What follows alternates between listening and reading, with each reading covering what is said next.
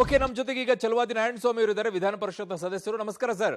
ಅರುಣ್ ಬಡಿಗೇರ್ ಮಾತಾಡ್ತಾ ಇದ್ದೀನಿ. ನಮಸ್ಕಾರ ಸರ್. ರಾಜ್ಯ ಸರ್ಕಾರ ಈಗಷ್ಟೇ ಸ್ಪಷ್ಟಪಡಿಸ್ತಾ ಇದೆ, ಕಾನೂನು ಮಂತ್ರಿಗಳು ಹೇಳ್ತಾ ಇದ್ರು ಯಾವ ಕಾರಣಕ್ಕೂ ಕೂಡ ನಮ್ಮ ಭಾಷಣವನ್ನ ಸಡಿಲಿಕೆ ಮಾಡೋದಿಲ್ಲ, ರಾಜ್ಯಪಾಲರು ಭಾಷಣ ಮಾಡದೇ ಇದ್ರು ಚಿಂತೆ ಇಲ್ಲ ಅಂತಿದ್ದಾರೆ. ಮಾನ್ಯ ಸಚಿವರಾಗಿರ್ತಕ್ಕಂಥ ಎಚ್.ಕೆ. ಪಾಟೀಲ್ರು ಕಾನೂನು ತಜ್ಞರು, ಕಾನೂನು ಪಾಲಿಸ್ತಾರೆ ಅನ್ಕೊಂಡಿದ್ವಿ.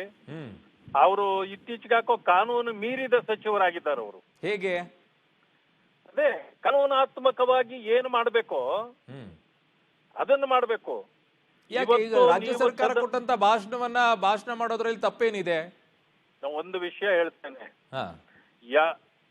ಅವ್ರಿಗೆ ಕೊಟ್ಟಿದ್ದನ್ನೆಲ್ಲ ಹೇಳ್ಬೇಕು ಅಂತ ಏನಿಲ್ಲ.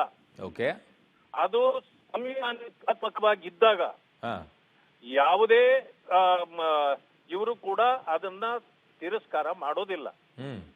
ಅದು ಅಸಂವಿಧಾನಿಕವಾದ್ರೆ ಅದನ್ನ ಮಾಡ್ಬೇಕು ಅಂತೇನಿಲ್ಲ. ಅವ್ರಿಗೂ ಕೂಡ ಕರ್ತವ್ಯಗಳಿದೆ, ಅದೆಲ್ಲನ್ನೂ ತಿಳಿದೇ ಬಂದಿರ್ತಾರೆ ಅವರು ಕೂಡ.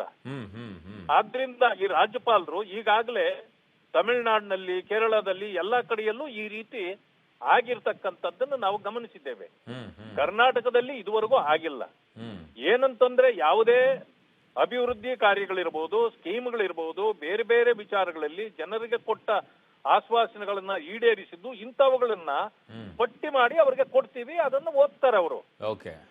ಅದನ್ನ ಬಿಟ್ಟು ಈಗ ಕೇಂದ್ರದ ನೀತಿ ಸಿದ್ಧಾಂತಗಳನ್ನ ವಿರೋಧಿಸಲಿಕ್ಕೆ ಇದರಲ್ಲಿ ಅವಕಾಶ ಇಲ್ಲ. ಇವರು ಮಾಡಿಸ್ತಾ ಇರೋದೇನು, ಕೇಂದ್ರದ ವಿಚಾರಗಳನ್ನ ವಿರೋಧಿಸುವ ಕಾರ್ಯ. ಆ ಕಾರಣದಿಂದ ಅದನ್ನು ಮಾಡ್ಬೇಕಂತಿಲ್ಲ. ನಾವು ಕೂಡ ಮಧ್ಯಾಹ್ನ ಡಿಮ್ಯಾಂಡು ಮಾಡಿದ್ದೀವಿ, ಇದನ್ನ ನೀವು ಒಪ್ಪಬಾರದು ಅಂತ. ಅದೇ ರೀತಿ ಅವರು ನಡ್ಕೊಂಡ್ರೆ ನಾವು ಅದನ್ನ ಸ್ವಾಗತ ಮಾಡ್ತೇವೆ. ಓಕೆ,